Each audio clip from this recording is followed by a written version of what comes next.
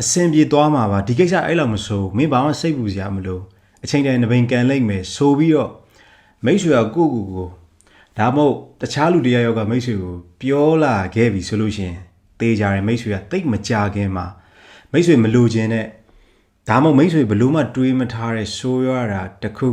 ဒါမှမဟုတ်မိတ်ဆွေကအေးစစ်စစ်မနေရတော့မှတေးကြတဲ့လောက်ရှိတယ်ဘာဖြစ်လဲဆိုတော့ကျွန်တော်ဒီခေါက်မှာပြောပြသွားမယ်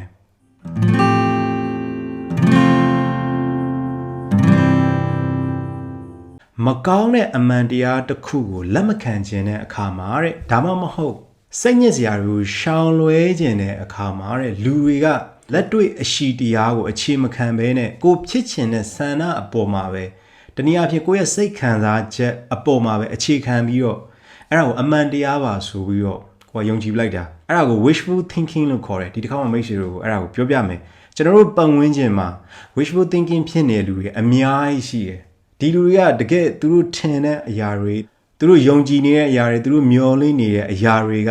ကသူတို့ရဲ့စိတ်ခံစားချက်တွေအပေါ်မှာပဲအခြေတည်ထားရဲဆိုတော့တိတ်လက်မခံချင်ဘူး။ဘာဖြစ်လို့လဲဆိုတော့လူတွေကအမှန်ကိုလိုချင်တာမဟုတ်ကိုဖြစ်ချင်တဲ့ဆန္ဒကိုပဲအမှန်ပါဆိုပြီးတော့လူတွေကတွေးထားကြတာ။လူတွေကကိုယုံကြည်ထားတဲ့ယုံကြည်မှုတွေပြိုလဲသွားမှာကိုအမှန်တရားထက်ကိုပို့ပြီးတော့ကြောက်တယ်။ကိုယ့်ရဲ့ရည်စားကကိုယ့်အပြင်တခြားလူတယောက်နဲ့ဖောက်ပြန်နေတယ်။အကြိမ်ကြိမ်ကိုဖောက်ပြန်တာတစ်ခါမဟုတ်ဘူးနှစ်ခါမဟုတ်ဘူးလက်ပူးလက်ချက်လည်းမိတယ်။ဒါပေမဲ့ तू ကအမြဲတမ်းတောင်းပန်နေတော့ကိုကချစ်တဲ့စိတ်တစ်ခုတည်းနဲ့ကို तू ကိုခွန့်လွတ်ပေးနေတယ်စိတ်ထဲမှာတကယ်ဖြစ်နေတာဘာလဲဆိုတော့ကိုယ့်ရဲ့ရည်စားဖောက်ပြန်တာထက်ကိုယ့်ရဲ့ရည်စားစီမှာကိုကအချစ်မခံရမှာထားသွားတာကိုခံစားမှာကိုပို့ပြီးတော့ကြောက်တယ်ကြောက်တော့ तू ကဒီ defense ကိုတုံးထားတာသူ့စိတ်ထဲမှာဘလို့တွေးထားလဲဆိုတော့ငါရဲ့ရည်စားကနည်းနည်းခြေများရဲဆိုပေမဲ့တနေ့ကြာလို့ရှိရင်ငါစီကိုပြန်လာလိမ့်မယ် तू ကငါ့ကိုတကယ်အချစ်ဆုံးမှာဆိုပြီးတော့ပြောထားတာရှိတယ်ဒီတော့တခြားလူတွေနဲ့ तू က easily လောက်တဲ့ဖောက်ပြန်နေဆိုတာ तू စိတ်ထဲမှာဘာလို့လောက်တာမဟုတ်အချိန်တန်လို့ရှိရင်ငါစီပြန်လာလိမ့်မယ်ဆိုပြီးတော့ तू ကအဲ့ဒါကိုတွေးထားတာဒါပေမဲ့အချိန်တန်ကြာတော့ပြန်လာသလားဆိုတော့ပြန်မလာတားတဲ့လူနောက်ကို तू ကလိုက်သွားတယ်အဲ့အချိန်ကြာတော့မှ तू ကကြေကွဲတာပေါ့ဗျာဒီလိုပဲကိုယ့်ရဲ့အိမ်ထောင်ဘက်ကဖောက်ပြန်တယ်ယောက်ျားလည်းဖြစ်နိုင်တယ်မိန်းမလည်းဖြစ်နိုင်တယ်အချိန်ချင်းဖောက်ပြန်တာပြီးရင်ကိုယ့်ကိုဂယုမဆိုင်ဘူးနှိပ်စက်တယ်ဒီတော့ထုံးစံတိုင်းပေါ့ဗျာပတ်ဝန်းကျင်ကပြောသလိုပဲပေါ့ခလေးရတယ်ဆိုလို့ရှိရင်ချင်းချင်းသွားလိုက်မယ်ခလေးသားယူလိုက်ခလေးသားယူလိုက်ခလေးယူလိုက်ပြန်တော့လေဒုံရင်မှဒုံရင်ပဲဘာလို့ဆိုဗီဇဆိုတဲ့အရာမျိုးကဖျောက်ရခဲအဲ့တော့ငါယုံမချောလို့လားငါရဲ့ခန္ဓာကိုယ်မလှလို့လားဆိုပြီးတော့ဂျင်းနီဘာတွေသွားတယ်အလားပြင်ဆိုင်တွေပါတယ်သွားတယ်ပတ်စံတွေအများကြီးကုန်တယ်ဒါပေမဲ့ဘာမှမထူးလာဘူး तू ကကိုကလွဲရင်အကုန်လုံးကို तू ကစိတ်ဝင်စားနေတာဒီနေရာမှာကိုကိုဖောက်ပြန်သွားတယ်ကိုရဲ့မိန်းမကိုရဲ့ယောက်ျားကကိုဒုက္ခပေးတာမဟုတ်ကိုရဲ့ wishful thinking ကဒုက္ခပေးနေတာဒီလိုခွဲပြီးတော့မြင်ရမယ်အဲ့တော့မိတ်ဆွေတို့ကြားဘူးရနော်လင်းစိုးများတဖာဖာမယားဆိုးလင်းတပေပေဆိုတာအဲ့တိုင်းပဲအဲ့တော့အစင်ပြေလာမှာပါလေဆိုတဲ့စိတ်ကကိုဒုက္ခပေးနေတာကိုကဒီအလုံးမှာအလုံးလုံးနေတာနည်းနည်းကြာပြီအနေကြာထဲမှာပါတယ်ဒီနေ့ကုန်တယ်ဆိုလို့ရှိရင်ဒီအလုံးမှာယာဒူတိုးပေးမယ်ဆိုပြီးတော့အတွင်းသတင်းတွေထွက်လာပြီအဲ့ချိန်မှာကိုကဘယ်လိုတွေးထားလဲဆိုတော့တထေးကလည်းသဘောကောင်းတယ်ပေါ့နော်ဒီအလုံးမှာရှိရဲ့မန်နေဂျာကလည်းငါနဲ့ခင်နေရဆိုတော့တေးကြတယ်ဒီတစ်ခေါက်ညာတူတူတဲ့အထဲမှာငါထိတ်ဆုံးကနေပါလိမ့်မယ်ဆိုပြီးတော့ wishful thinking တွေးတယ်ဒါပေမဲ့နှစ်ကုံလို့ယာတူတိုးတဲ့အခါကျတော့ကိုကမပါဘူးကိုထက်အရေးချင်းရှိရဲ့လူတယောက်ကိုပေးလိုက်တယ်မိတ်ဆွေကငါးပြစ်ကိန်းတို့ဇလော်ကိန်းတို့လောင်းကစားတို့ပေါ့နော်ဘောပွဲလောင်းတာတို့ကိုတကယ်ကိုစီးပွားဖြစ်ချတယ်အဲ့တော့လောင်းကစားလုပ်တဲ့လူတွေမှာအရန်ချစ်ဖို့ကောင်းတဲ့စိတ်ကလေးတစ်ခုရှိတယ်ဒါတော့ကျွန်တော်ရွေ့ပြောတာနော်လောင်းကစားလုပ်တဲ့လူတွေမှာတဲ့ तू ကတနေ့နေ့တစ်ချိန်ချိန်ကြားတယ်ဆိုရင်ဒီလောင်းကစားကနေပြီးအချီးပွားလိုက်မယ်ဆိုတဲ့ယုံကြည်မှုတစ်ခုရှိတယ်အဲ့ဒါဒီ wishful thinking ပဲ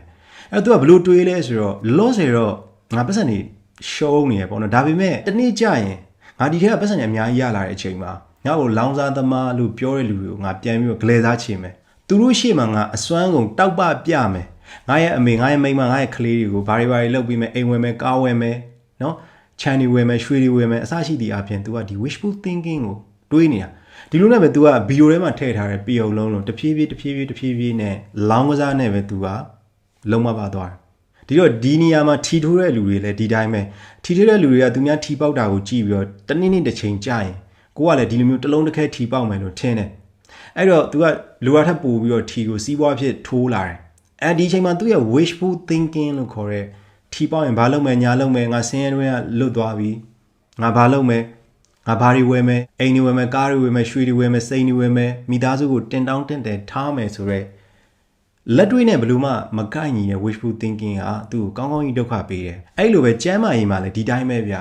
ျလူတယောက်ကဆေးလိပ်တောက်တယ်အရက်တောက်တယ်ကျမ်းမာရေးမလိုက်စားဘူးအထိုင်များတယ်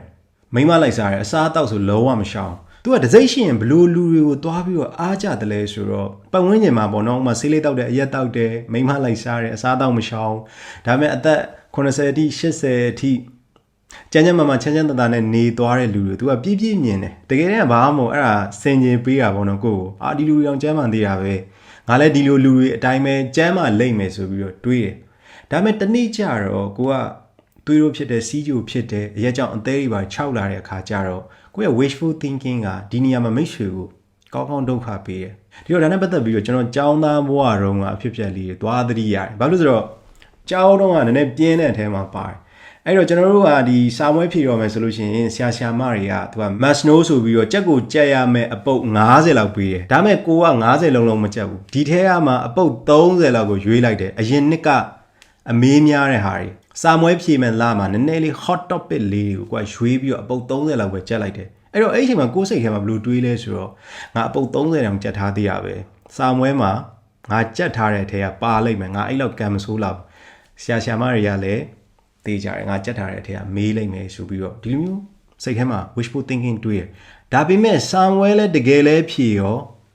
ကိုကြက်ထားတဲ့အပုတ်30ထဲက9ပုတ်လောက်ပဲပါတယ်အဲ့တော့လစ်တာပဲလေ somewhere ကတည်းကငုတ်တုတ်ကြီးမေးတာပေါ့အဲ့တော့အဲ့တုန်းကဆိုလို့ဆရာမတွေမတရားဘူးပေါ့နော်ငါကြက်ထားတဲ့အထဲလဲမပါဘူးပေါ့နော်လောက်တာအဲ့လိုအဲ့တော့ကို့မှာကလေးရှိရယ်ကိုယ့်ရဲ့ကလေးကကိုယ့်ရဲ့ဆိုးဆုံးမမှုတွေအားနေတော့စိုးသွမ်းကလေးဖြစ်နေတယ်တတိယရွယ်နဲ့ပြဿနာဖြစ်တယ်လူကြီးတူမတွေကိုသူကမလေးစားဘူးအဲ့တော့ကျောင်းဆရာမတွေကလည်းဒါနဲ့ပတ်သက်ပြီးတော့မိဘတွေကိုခေါ်ပြီးတော့ပြောတယ်တိုင်နေပေါ့ဗျာအဲ့တော့အဲ့ချိန်မှာသူရဲ့ wishful thinking ကဘယ်လိုလဲဆိုတော့မဖြစ်နိုင်ငါရဲ့ကလေးကအိမ်မှာအရန်လိမ်မာတဲ့ကလေးဒီကျောင်းကိုရောက်ပြီးတော့မှလူမားပဲပေါင်းတာလားလူပေါင်းမားတာပဲလားဆရာမတွေဆွဆုံးမားတာပဲလို့လားငါကလေးကအဲ့လောက်ရိုင်းနေတဲ့ထဲမှာပေါ့ဒါကြောင်းကတငယ်ချင်းတွေမြောက်ပေးလို့ဖြစ်လိမ့်မယ်ဆိုပြီးတော့ तू ကဒီတိုင်းကိုယ့်ရဲ့ကလေးရဲ့အားနည်းချက်တွေကိုကိုကလက်မခံဘဲနဲ့အဲ့ wishful thinking တွေတွေးတော့ဒါတော့ဒီကလေးကိုဆူဆုံးမမဲ့အရာတွေပေါ်မှာကိုက miss ဖြစ်ကုန်တယ်ကိုက leader လုပ်ချင်တယ်စကားပြောကောင်းချင်တယ်ပေါင်းသင်းဆက်ဆံရေးမှာအဆင်ပြေချင်တယ်ဒါပေမဲ့ကိုကစကားပြောလိုက်ပြီဆိုလို့ရှိရင် तू ကဒုတ်ထိုးအိုးပေါက်ပြောတယ်ပုံတူပတ်စာတွေပါတယ်တိတ်မပြောရဘူးစကားပြောမကောင်းဘူးပေါ့ဗျာစကားပြောလိုက်ရင်လည်း तू ကရှေ့နောက်တွေတိတ်မကြည့်ဘူးပြီးရင်ဘာသာစကားတစ်ခုခုမှသူ့မှာကျွန်းချင်းမရှိဘူးသူ့မှာရှိတာတစ်ခုပဲရှိတယ်အဲ့ဒါဘာလဲဆိုတော့ तू လှုပ်ချင်တာကိုပဲသိတယ်ဒါပေမဲ့ तू လှုပ်နေတဲ့အရာတွေကဘေးလူရဲ့အမြင်မှာဘလို့မှအစီငေါ်မတည့်ဘူးမကောင်းတဲ့လို့သာမပြောတာပဲရှိတယ်ဒါပေမဲ့ तू ကဘလို့တွေးလဲဆိုတော့ငါတက်တလောက်မတက်လောက်ပဲငါလှုပ်မှာငါစီမှာရှင်းနေပြီးသားဖြစ်တဲ့ကိုပိုင်အရေးချင်းတွေကိုပဲငါချပြလိုက်မယ်မားတာတွေပြူတာတွေပါသွားရဆိုရင်လူတွေကဖြည့်ပြီးတော့တွေးပေးလိုက်မယ်ဆိုပြီးတော့ဒီလိုမျိုး wishful thinking တွေးတယ်ဒါပေမဲ့ကိုယ့်ရဲ့အပြုအမူအပြောဆိုတွေ skill တွေကတိတ်အဆင်မပြေတော့ကြည့်ရတိတ်မမိုက်ဘူးပေါ့ဗျာကိုကစီးပွားရေးတစ်ခုလုပ်ဖို့ဆိုပြီးတော့လိုက်စုံစမ်းတယ်လိုက်စုံစမ်းတော့အဲ့ဒီမှာဘာတော့တွေ့လဲဆိုတော့မိတ်ဆွေမှာရှိရဲ့ပတ်စံကိုထည့်ထားယုံနဲ့တစ်လောက်အတူ20%ရမယ်ဆိုတဲ့ဟာကိုသွားတွေ့တယ်အဲ့တော့နည်းနည်းလေးစုံစမ်းလိုက်တော့အဲ့ဒါကိုလုံနေတာကိုယ့်ရဲ့တငယ်ချင်းဖြစ်နေတကယ်တမ်းအများဒီလိုပြ तू ကငွေတွေစုကြတာပေါ့နော်အဲ့တော့မိတ်ဆွေကြားဘူးတဲ့ဇလန်းလိုပဲ तू ကလည်းကြားဘူးတယ်ဘာလို့ကြားဘူးတလဲဆိုလို့ရှိရင်ငွေစုတဲ့လူတွေတတော်များများဒီအခါတသန်းလောက်နီးပါအလိန်ခံရတယ်ဆိုတာကို तू ကောင်းကောင်းသိတယ် social media တွေမှာလည်းခဏ तू ကမြင်နေရအောင်ဒါပေမဲ့သူ့ရဲ့လောဘအားကြီးနေတော့သူ့ရဲ့ wishful thinking ကဘယ်လိုတွေးလဲဆိုတော့ငါအခုစုံစမ်းထားတဲ့လူကလုံနေရကြပြီလိန်ကြအကြောင်းမရှိဘူးစုကြီးတွေကိုတေချာပေးတယ်အချိန်မှန်ပေးတယ်နည်းနည်းလေး handle လုပ်နိုင်တယ်ပေါ့ဗျာအဲ့တော့တခြားလူတွေအလိန်ခံရပေမဲ့လည်းငါအလိန်ခံစရာကိစ္စမရှိတော့ဘူးဆိုပြီးတော့သူ wishful thinking ကဒီလိုမျိုးတွေးပြီးတော့သူ့မှာရှိတဲ့စုထားတဲ့ပတ်စံတွေကိုထည့်လိုက်တယ်အဲ့တော့တစ်လနှစ်လ3-4-5လလောက်ကတော့အဆင်ပြေသေးတယ်ဒါပေမဲ့အချီးကြတော့ဟိုလူကလိန်ပြီးတော့ပြေးသွားတယ်ထုံးစံတိုင်းအဲ့အချိန်ကြတော့မှပဲ तू ကထုံးစံတိုင်းပေါ့နော်ငိုဝဲဆင်ရတာပေါ့ကိုက weight short မယ်လို့တွေးတယ်စိတ်တက်ကြွနေတဲ့အချိန်ဆိုတော့ကိုကဂျင်းတွေပါတယ်သွားလိုက်တယ်ပတ်စံတွေပါတယ်သွင်းတယ်ဂျင်းစုတွေပါတယ်ဝဲတယ် healthy diet တွေစားမယ်ဆိုပြီးတော့ကြက်သားတို့အသီးရွက်တို့ကြက်ဥတို့နော် protein မုန့်တို့ပါတော့ပါသွားဝယ်လိုက်သေးတယ်ပြီးရင်ယောဂမျက်ဖြာတို့ဖနက်တို့အဲ့ဒါတွေအကုန်ဝယ်ပြီးသွားပြီဝိတ်ကြဖို့အတွက်ကိုလုံနေတဲ့ဟာတွေကိုကိုယ့်ဘာသာကိုကြည့်ပြီးတော့ ငါတကယ်ဝိတ်ကြတော့မှာပဲဆိုပြီးတော့ तू ကတွေးနေတယ်